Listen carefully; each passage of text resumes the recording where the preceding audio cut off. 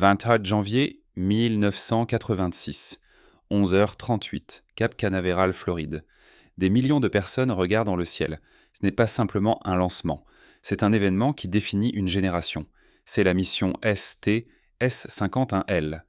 La navette spatiale Challenger, à son bord 7 personnes, le commandant Francis Dick Scobie, le pilote Michael Smith, 3 spécialistes de la mission, Alison Annunziata, Judy Resnick et Ronald McNair, et 2 civils, l'ingénieur en charge de la charge utile Gregory Jarvis, et elle, Christa McAuliffe, enseignante, une personne ordinaire qui devait donner un cours depuis l'espace.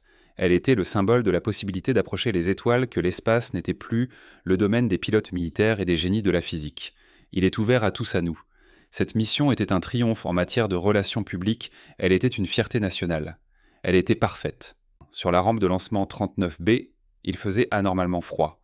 Pendant la nuit, la température avait chuté à moins 8 degrés Celsius. D'énormes glaçons pendaient partout. Les ingénieurs de la société Morton Thiokol, qui avaient construit les boosters à propergol solide, étaient horrifiés. Ils ont tenu une réunion d'urgence. Ils ont supplié la direction de la NASA de reporter le lancement. Ils ont averti. À cette température, les joints en caoutchouc qui scellent les raccords des boosters perdent leur élasticité. Ils pourraient ne pas fonctionner. Ils pourraient brûler. Leur avertissement a été ignoré. La pression politique était trop forte. Le lancement avait déjà été reporté. Le monde attendait. Avant de passer à la partie principale, nous aimerions vous demander un petit soutien. Un like et un abonnement seraient la meilleure gratitude. Merci. Le président devait prononcer un discours. Le Challenger devait voler. 19-8. Moteur principal, lancement. La Terre trembla. À 11h38. Le Challenger s'est arraché du sol. Les 60 premières secondes de vol se sont déroulées parfaitement. Des millions de personnes rassemblées devant leur téléviseur ont poussé un soupir de soulagement. Au centre de contrôle des vols à Houston, l'enthousiasme grandissait. Challenger allait à pleine puissance, a transmis l'opérateur de communication. Richard Covey a compris et le pilote Michael Smith a répondu. C'était la dernière voix du Challenger que le monde a entendue. 73 secondes après le lancement à une altitude de 14 600 mètres et à une vitesse presque 2 fois supérieure à celle du son, le Challenger a disparu. Il s'est dissous dans une boule de feu éblouissante et monstrueuse. Sous les yeux de ses familles, sous les yeux de millions d'écoliers regardant le cours de leurs professeurs, sous les yeux de la planète, les yeux de l'Arctique. Le monde est resté figé dans l'horreur collective. À ce moment-là, l'une des plus grandes tragédies de l'histoire est née ainsi qu'un des secrets les mieux gardés.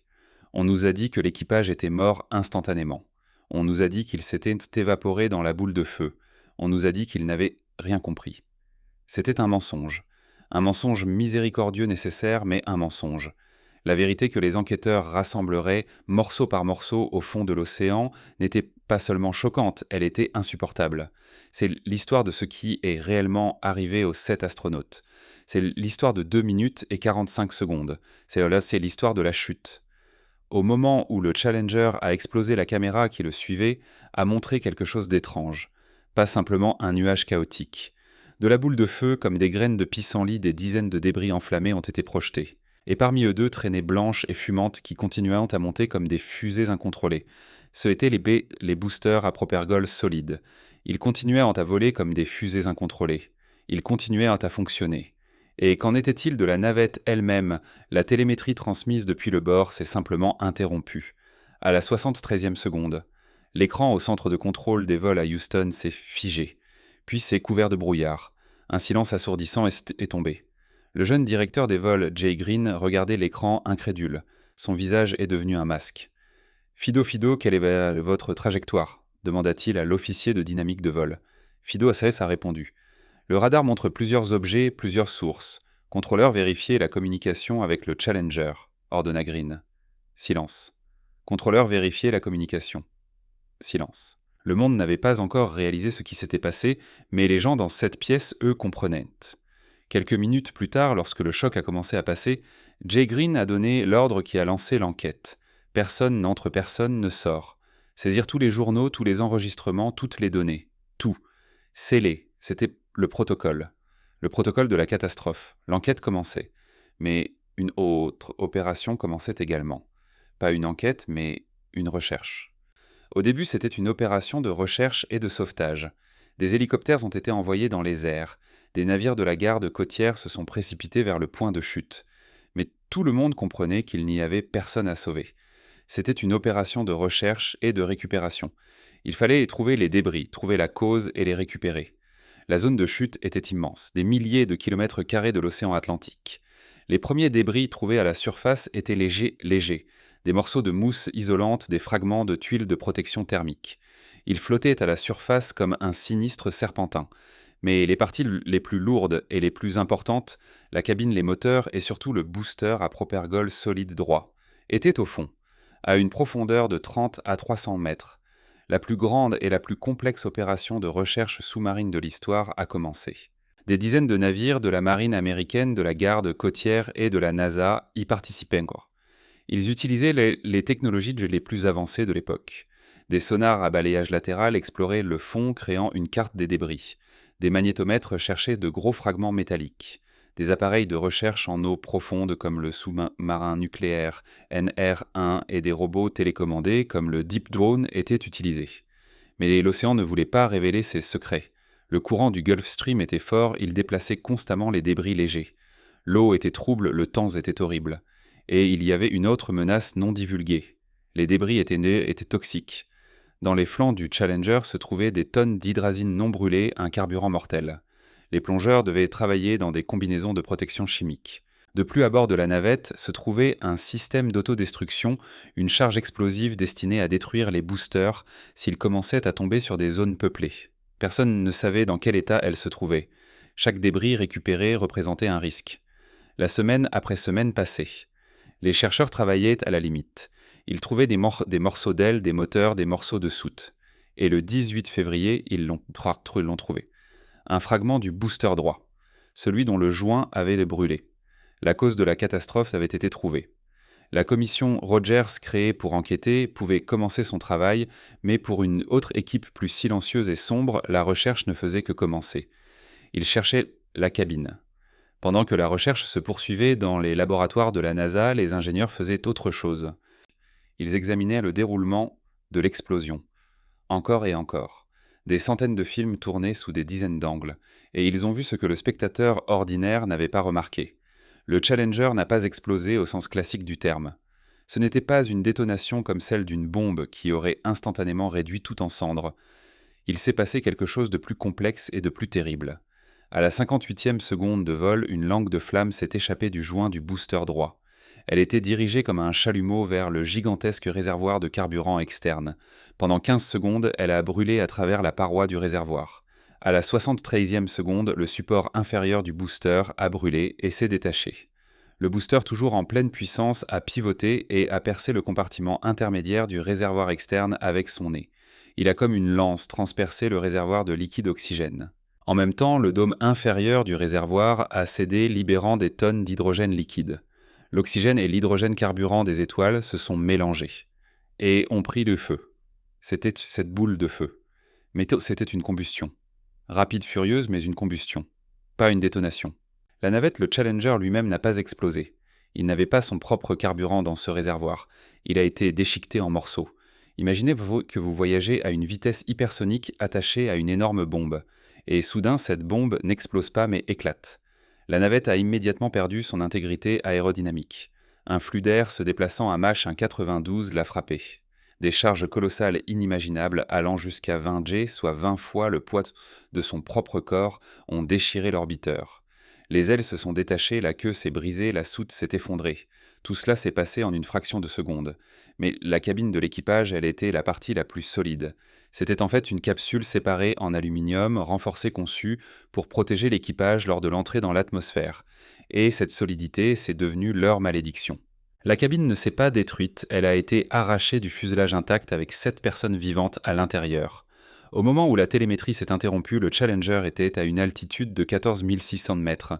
La cabine s'étant détachée comme un projectile lancé par une fronde, a continué à voler par inertie montant. L'analyse de la trajectoire des débris a montré cette image terrifiante. La cabine a continué à monter, pendant encore 25 secondes, atteignant le sommet de sa trajectoire balistique à 19 800 mètres, près de 20 km au-dessus de la Terre, près de la frontière de l'espace. Et puis elle a commencé à tomber. C'était une chute libre. 2 minutes et 45 secondes, de la stratosphère dans les eaux glacées de l'Atlantique. Et c'est ici que commence le grand mystère. Que se passait-il à l'intérieur de cette cabine pendant ces 165 secondes ? Était-il vivant ? Était-il conscient ? Et si oui, que ressentait-il ? Les réponses à ces questions attendaient au fond de l'océan, et la NASA craignait ces réponses. Le 7 mars 1986, 30 jours après la catastrophe, le sonar du navire USS Preserver a détecté un gros objet au fond. Il se trouvait à environ 30 mètres de profondeur à 26 km de la côte. Un robot sous-marin a été envoyé vers l'objet avec une caméra. Dans l'eau verte trouble, il est apparu déformé, écrasé, mais indubitablement reconnaissable, le cône avant des fragments de fenêtre, une partie du flanc gauche. C'était la cabine. Elle était couchée sur le côté, à moitié enfouie dans le sable. Les plongeurs de l'équipe de déminage de la marine ont commencé le travail le plus sombre de leur vie. Ils le décrivaient comme une entrée dans une tombe. La cabine était fortement déformée par l'impact. L'eau à l'intérieur était renversée, tout était couvert de boue et de sable. Et ils étaient là, on est là. Au cours des jours suivants, en toute confidentialité, les plongeurs ont récupéré les restes des 7 astronautes. C'était un travail douloureux, minutieux. Ils avaient été retrouvés. Mais avec eux, quelque chose a été découvert qui a profondément secoué les enquêteurs. C'était un indice, un artefact qui contredisait complètement la version officielle de la mort instantanée. C'était trois leviers jaunes. À bord du Challenger, il n'y avait pas de système d'éjection, pas de capsule de sauvetage. C'était l'une des décisions les plus controversées dans la conception de la navette. Mais l'équipage avait des appareils respiratoires personnels, PIAB, Personal Aggressive Air Pack. Ce étaient de petits sacs à dos intégrés dans les sièges. Ils n'étaient pas destinés à sauver dans l'espace. Ils étaient conçus pour une seule chose. Si la navette devait effectuer un atterrissage d'urgence et qu'un incendie se déclarait au sol ou si des vapeurs toxiques apparaissaient dans la cabine, l'astronaute pouvait activer ce sac à dos et obtenir quelques minutes d'air pur pour sortir. C'était essentiellement un appareil de plongée, il ne fournissait pas d'oxygène sous pression, mais de l'air comprimé ordinaire. Pour l'activer, il fallait tirer manuellement sur le levier jaune situé sur le sac. Et voici ce que les plongeurs ont découvert. 3 des 7 appareils avaient été activés. C'étaient les appareils du pilote Michael Smith, de la spécialiste de la mission Alison Annunziata et de la spécialiste de la mission Judy Resnick. C'était impossible. S'ils étaient morts instantanément, qui les auraient activés, c'était une preuve directe irréfutable. Après la désintégration de la navette, après les forces monstrueuses, au moins 3 membres de l'équipage étaient inconscients. Ils étaient vivants et ils agissaient. Cette découverte est devenue le cœur du mystère. Elle changeait complètement la donne, mais elle soulevait encore plus de questions. Activer un levier, c'est une chose, mais que s'est-il passé ensuite ? Une commission spéciale ultra-secrète a été créée, dirigée par le docteur Joseph Kerwin lui-même, ancien astronaute médecin homme qui avait volé sur Skylab. Personne n'était mieux placé pour cette tâche horrible que lui. Il devait procéder à l'autopsie de la catastrophe elle-même. Tous les restes ont été immédiatement transportés à la base aérienne de Dover, dans la morgue principale des forces armées des États-Unis. Là, une équipe des meilleurs médecins légistes militaires a commencé son travail. Leurs conclusions exposées dans le rapport de Kerwin ont été classées secrètes pendant des décennies. Mais ce qui est devenu connu dépeignait un tableau glaçant. Tout d'abord, la cause du décès. Le rapport de Kerwin était choquant évasif. La cause de la mort des 7 membres de l'équipage du Challenger ne peut être établie avec certitude. Pourquoi ? Parce que les corps avaient subi 3 impacts destructeurs consécutifs. Le premier, les surcharges lors de la désintégration 20 gigaoctets, cela suffit pour provoquer une perte de conscience, mais probablement pas assez pour tuer. Le deuxième, c'est la dépressurisation. La cabine s'est envolée dans la stratosphère, a très probablement perdu son étanchéité. Et le troisième, le plus terrible, l'impact avec l'eau. La cabine tombant pendant 2 minutes et 45 secondes a atteint une vitesse de plus de 330 km/h. L'impact avec la surface de l'océan à cette vitesse équivaut à un impact contre un mur en béton depuis des centaines de mètres. La surcharge au moment de l'impact est absolument incompatible avec la vie. C'est que cet impact, selon la conclusion de Kerwin, qui a été l'événement mortel final. Il a causé des blessures étendues qui ont conduit à la mort. Mais c'était la fin. Et qu'en était-il avant cela ? Et là, une deuxième preuve tout aussi terrible que les appareils respiratoires a émergé. Avec la cabine, des panneaux de contrôle ont été trouvés, y compris le panneau du côté du pilote Michael Smith. Les ingénieurs ont commencé à analyser la position de chaque interrupteur. Et ils ont découvert ce en quoi ils avaient d'abord du mal à croire. Plusieurs interrupteurs sur le panneau de Smith étaient dans une position que seul un humain pouvait avoir. Et dans l'enfant, il n'était pas dans la position où il devait être au lancement. Et ce n'était pas un déclenchement accidentel dû à l'impact. Ce étaient des interrupteurs responsables de la restauration de l'alimentation électrique. L'analyse a montré que le pilote Michael Smith, après que la cabine ait été arrachée alors qu'elle volait et tournoyait dans l'air raréfié, tentait de reprendre le contrôle. Il essayait de voler. Il était un professionnel jusqu'à la dernière seconde. Il essayait de redonner vie à un vaisseau mort. Cela prouvait des actions conscientes. Mais il y avait un autre détail. L'appareil de Michael Smith. Il avait été activé. Mais le levier d'activation était sur le dossier de son siège. Il ne pouvait pas physiquement l'atteindre. Cela signifie qu'il avait été activé par quelqu'un d'autre. Soit Judy Resnick, soit Alison Annunziata assises derrière lui. Le rapport de Kerwin en mettant en corrélation tous ces faits, les appareils activés, les interrupteurs basculés, l'état des corps, a permis de reconstituer ce qui s'était presque certainement passé dans la cabine du Challenger. T plus 23 secondes. Désintégration. L'équipage subit des surcharges colossales mais non mortelles. Un rugissement d'air à Mach 2 envahit la cabine. T plus 74 secondes. La cabine est arrachée. Elle vole tournoyant. Presque instantanément, la dépressurisation se produit. Ce n'est pas une explosion de l'intérieur, mais plutôt une aspiration. L'air de la cabine s'échappe à l'extérieur. La température chute à des dizaines de degrés en dessous de zéro. La cabine se remplit instantanément d'un épais brouillard blanc. Toute l'humidité s'est condensée. L'équipage est plongé dans le chaos. T plus 75 secondes. L'équipage est vivant et conscient, au moins certains d'entre eux. Ils suivent le protocole et se dirigent vers les leviers jaunes. Annunziata active le Sien Resnick, le Sien, l'une d'elles, atteint le dossier du siège de Smith et active son appareil. Respirez T plus 90 secondes. Le pilote Michael Smith, malgré le chaos, fait ce qu'on lui a appris. Il essaye de sauver le vaisseau, ses mains trouvent les interrupteurs. Il essaye d'allumer les générateurs auxiliaires. Il essaie de rétablir l'électricité, mais tout est vain.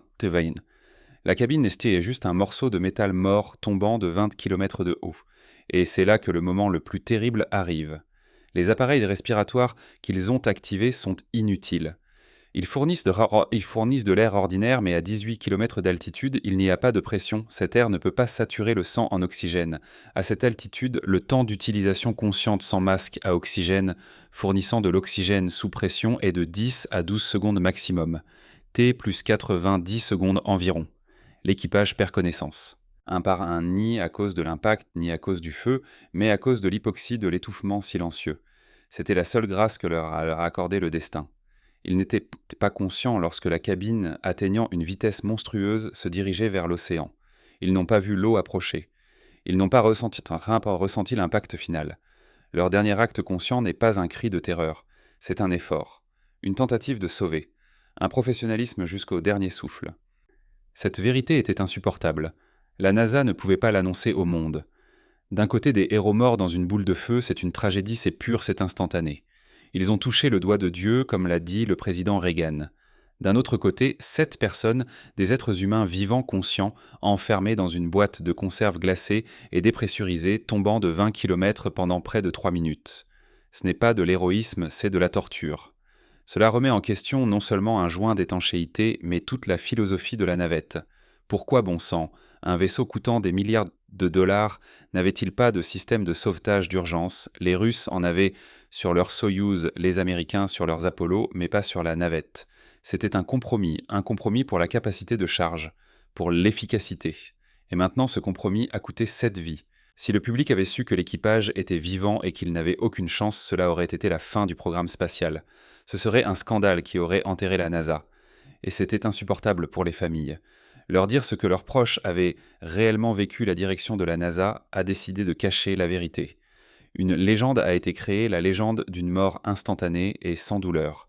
Le rapport de Kerwin a été classé secret, les données sur les appareils respiratoires PIAB et les interrupteurs basculés ont été enterrés dans des milliers de pages de rapports techniques.